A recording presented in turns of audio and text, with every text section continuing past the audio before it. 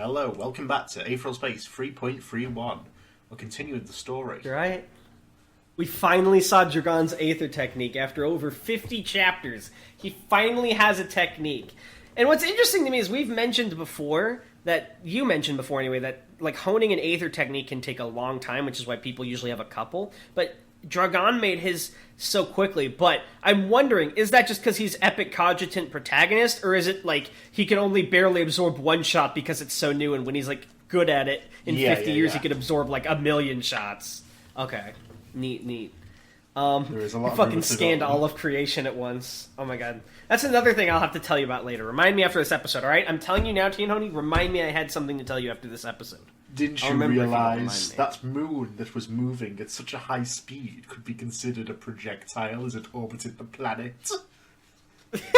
Oh, no, that's his final attack. As he's like, the moon has finally eclipsed the sun.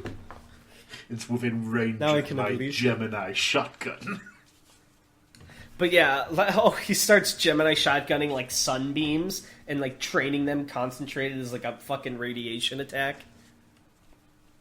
Last chapter, Noelle beat the shit out of Dragon. She did the whole Yoshikage Kira, and then he was like, I saved this blast for you, and melted like her face and arm off, and then Skipper was like, you won the psychological battle, and then like went to protect him, and Noelle should be dying or dead, but we'll see how that goes, because this is a sci-fi setting. So for all we know, she could come back as a cyborg. So keep that in mind. Oh, what if she gets rebuilt and she's like half like Marie?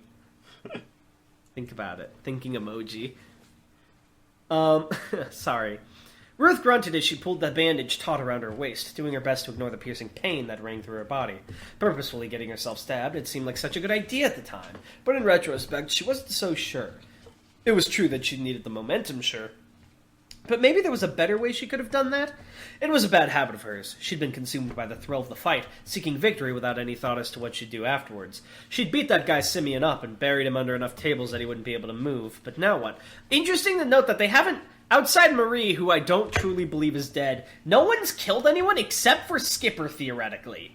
Which might play more into, like, the whole how he's older and, like, kind of has a menacing backstory. Because everyone so far has just knocked out their opponents, right? Like, Rayon was, like, tied up. This guy's just buried under tables. Noelle is not dead yet, but she's pretty fucked up. Javansi's the most willing to.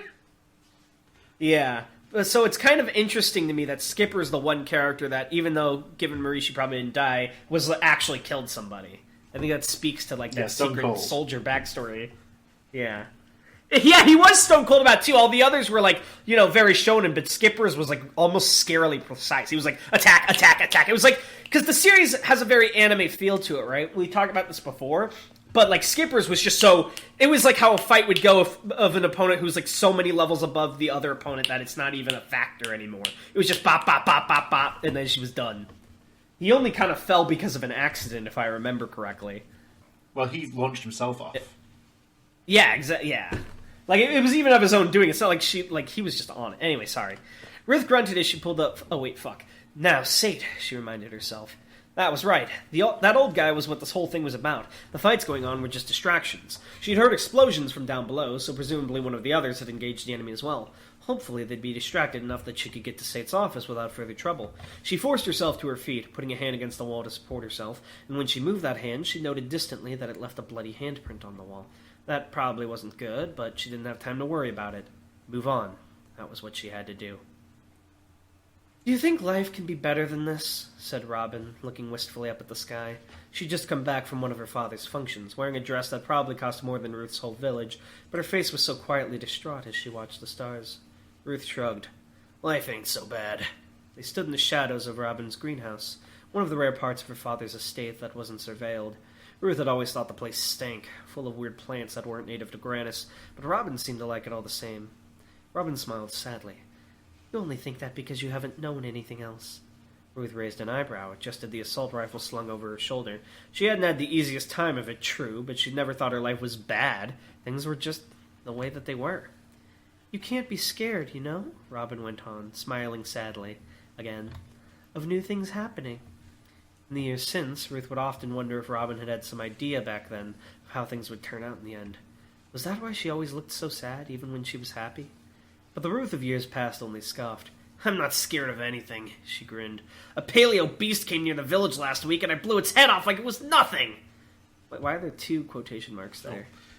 That's my mistake. Robin giggled, putting a demure hand to her mouth as she did so. What does demure mean again? It's like dainty. It's like fucking Ojo-sama, right? Reserved, modest, shy, says Google. Sounds interesting, she sighed, turning her head slightly as she heard a distant guard patrol. They'll be starting curfew soon. You should go. Of course, Ruth nodded, pulling the straps of her backpack taut. She had already stuffed it full of the few supplies Robin had been able to procure for the militia. You stay safe too, yeah? Robin smiled, the moon shining down behind her. In its pale light, she looked more like a phantom than anything else. Of course I will, she lied. Deer didn't like this. He drummed his fingers along the barrel of his stun cannon as he waited, stock still, staring at the entrance of the hospital. Assuming everything had gone well, Skipper and his crew should have brought Sate out by now. He'd heard explosions. Had something gone wrong? If the citizens' crew had beat them to the punch, there was every possibility that a battle had already begun. Sate could very well already be dead. Drum, drum, drum. Wait. Drum, drum, drum. His fingers came down against the gun barrel like raindrops. Sir? Said a deputy, Abrams or something like that. He'd clearly noticed Deer's trepidation. Is something wrong? It's the quiet of it all out here, growled Deer, still vigilantly watching the entrance. This citizen bastard. He's got us all running scared, and he's never even shown his face. Thing like that does a number to your pride, son. You understand? Abrams nodded. Yes, sir. Probably didn't. Pipsqueaks like Abrams like to buddy up to their superior officers to get the cushy assignments. Deer kept staring at the hospital entrance for a few moments more before finally breaking away, turning back towards the transport that had brought him here. Keep watch, he called to Abrams as he walked away. I'm contacting Team B. Their team, Team A, had been assigned to watch the main entrance and prevent anyone from getting in or out. Team B had been assigned to do the same for the potential exit through the district's sewer systems. He didn't envy that kind of work, but it was best to make sure they were all on the same page. 2 officers standing guard saluted Deer as he approached the transport, and he nodded in response. Team A didn't quite describe it, to tell the truth. There were nearly 100 men covering the location now, setting up turrets and barricades for cover. It seemed a little overkill at first glance, but none of them had any idea what they could be facing. Better safe than sorry. He stepped into the transport, out of the crisp night air. The space that half an hour ago had been packed full of men was now completely bare, save for Deer and the scraps of equipment that hadn't been taken out. He approached the communications console, put his finger down to press a button. The air shifted, and he stopped. His breath caught in his throat. He didn't know what it was, but this was a feeling familiar to him. As a fighter, you got a sixth sense for it, for the moment when a fight was about to turn against you, for the times you needed to start moving back. Something was wrong. He moved his hand away from the console and instead put it to the local communicator on his head. Abrams, he said slowly, mouth dry. Come in. No answer. Anyone on this frequency? He tried again, doing his best to keep his voice steady. Report! Again, there was no answer. Can you take over for a bit? My throat is killing me. Yeah, sure. Deer took in a deep breath, deeper than most people could manage thanks to his prosthetic windpipes. If something was happening, he wouldn't have to give up his position with ill-timed gasps for air. Slowly, with the deliberateness of an elephant, Deer turned, stun cannon pointing in front of him, and marched out of the transport back into the night. He was prepared. He was prepared for whatever was happening. His cannon slipped from his hands and hit the ground with a heavy clunk. Death. When he'd entered the transport, there'd been nearly 100 people in the square. Now there was only one. He himself. It was a garden of corpses. Each officer that had been standing out there just moments ago was dead. Sliced, cut to ribbons, ripped to pieces. That's a pretty phrase, garden of corpses. I like that. The blood staining the ground beneath them. Long, thin metal blades, like the feather of some steel bird, protruded from nearly every body, the obvious murder weapons. Some men had clearly turned to combat some threat, but they hadn't even had time to fire their guns. The weapons lay in pieces next to their owners, mechanical workings spilling from the sliced machinery just as entrails spilled from the men next to them. Deer's mouth moved wordlessly. What the hell was this? As if directed by invisible strings, his head slowly turned upwards to look up at the hospital. Above, nearly 20 floors up. What if it was just the Bowel Hunter from ReZero? You cut out then, yeah. Hello? Oh shit, is my internet going out? Are you there? It did for a second. Hello? Oh, there you are. Hello. Above, nearly 20 floors up, a massive hole had appeared in the outer wall, dust still spilling out of the gap. It was as if someone had fired a cannonball straight through the building. Abrams, the kid Deer had been talking with Billy a minute ago, was alive, but barely. A silver blade, longer than he was tall, had impaled him through the stomach, pinning him to the ground and holding him up all the while. He twitched weakly as he slowly slid down the blade, painting it red as he went, leaving small bits of his innards as a parting gift. Oh, that's fucked. Red eyes, he mumbled, eyes sightless, blood spilling from his mouth. Red eyes. And then he was Black gone. Dragon! And Deer was truly alone in the square. His hands shook violently because he's no longer holding the stun cannon because he dropped it with a heavy clunk. Someone had been here. I imagine you meant to say his hands no longer holding the stun cannon or something. No, I just got rid of it because that was a mistake. Someone had been here. Someone had been here only moments ago. Someone had come, killed all his men in seconds, and leapt up into the hospital to make their own entrance. Monstrously fast and monstrously strong. Deer didn't have any evidence, but in his heart he knew. It's him. Fifth dead. Oh, fucking it's him. You have the same. You do the same shit ReZero does. No one gets a name. No one. That's not true. Actually, you usually give names. Sorry. Ruth thought about knocking, and then kicked the door in a second later. The wood exploded inward, showering the entranceway with scraps of wood and debris. The old man in the wheelchair didn't even move from his position, though. He just stayed there, staring wistfully out of the wall-length window. A corpse lay on the ground before him, alcohol dripping from its nose onto the carpet. Ruth vaguely wondered who he'd been as she approached. That was quite the entrance, the old man chuckled as Ruth walked over. Shut up, Ruth growled. I'm getting you out of here. Turn off the lockdown. Sate's eyes flicked to her, scanned the room. Turn it off? He mused, as if the very idea was preposterous. Why would I do that? She cast a glare down at him. Because I told you to. A smirk spread across his skull-like face, and he turned his gaze away from her again. Forgive me, my dear, but you're not that intimidating. Things will proceed as I'd prefer, I think. Fine. She hadn't really expected this guy to just come quietly. Carrying out of here would be a pain, but she was more than willing to do it. She put a hand on the back of his wheelchair, pulled at it. Like it or not, she growled. You're coming with... Sate's hand lashed out towards her throat, deadly quick, holding a bloody pencil between his fingers. Threat.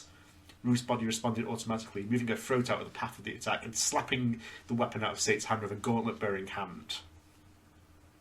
The pencil clattered to the ground, and Sate reared back, clutching his injured hand. Doubtless she broke a couple of those fingers with that slap of hers. She didn't find herself feeling too bad for him. You done? She snarled, kicking the makeshift weapon away across the floor. Still holding onto his hand, Sate looked up at her. Taking me will solve nothing, you know, he hissed, glaring daggers. You understand that? Nothing. This is nothing of consequence, this whole thing. Ruth rolled her eyes. She really hated it when people like this started busting out the speeches. Yeah. Sate didn't stop, though. Instead, he squeezed his eyes shut, leaned back in his chair, and went on and on. We live in a world, you understand, built only to consume itself, to consume us. And even as we fall into its belly, we are eating ourselves. Gluttony, pure gluttony.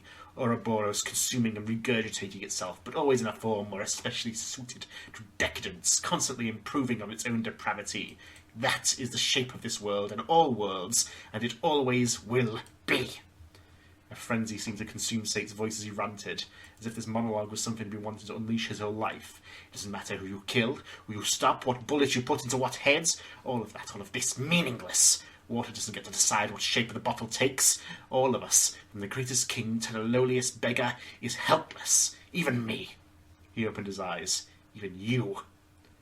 His speech seemingly concluded, he was reduced to panting for breath, hands shaking on the arms of his wheelchair. His face, which had turned red from exertion, gradually returned to its usually sickly pallor. Ruth scoffed. She had learned a long time ago not to listen to people like this. I'm not helpless. Sate's bloodshot eyes flicked to look over at her, a wry half-grin on his face. I wasn't talking to you. The earth shifted. Her breath caught in her throat, and every hair on her body suddenly stood up as if on command, or as if a very, very heavy weight was suddenly pressing against her back.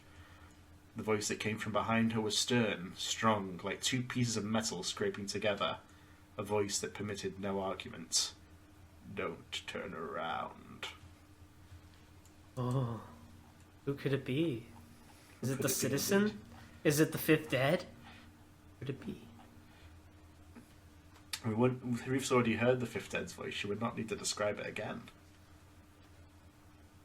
So it's the Citizen, probably. Citizen's Who so knows? powerful. It's the fucking Umbrant they kidnapped. It was me, my true all power along. awakened. You fools. What if it's fucking Helga? What if she came back? She's here now. My... Hello. Remember Yaslov? What you took from me? Ruth wasn't even there for most of it. She wants revenge on Where's Ruth. that boy toy of yours? Where's Dragan? Give him to me. Maybe it's gone Dragan. full. Maybe he's about to shoot her in the back. That's the feeling she gets when Dragan's gonna shoot her in the back. Like his voice changes and everything. He gets so excited. But yeah, that was All right, who is it? 3.31. That's my question. Who is it? I mean, obviously it's either the Citizen or some other threatening entity, but like, who do you think it's going to be?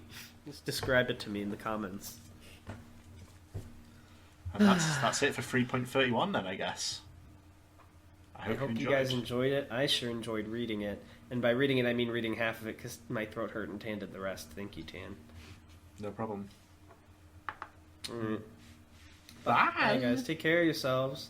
Bye. Bye.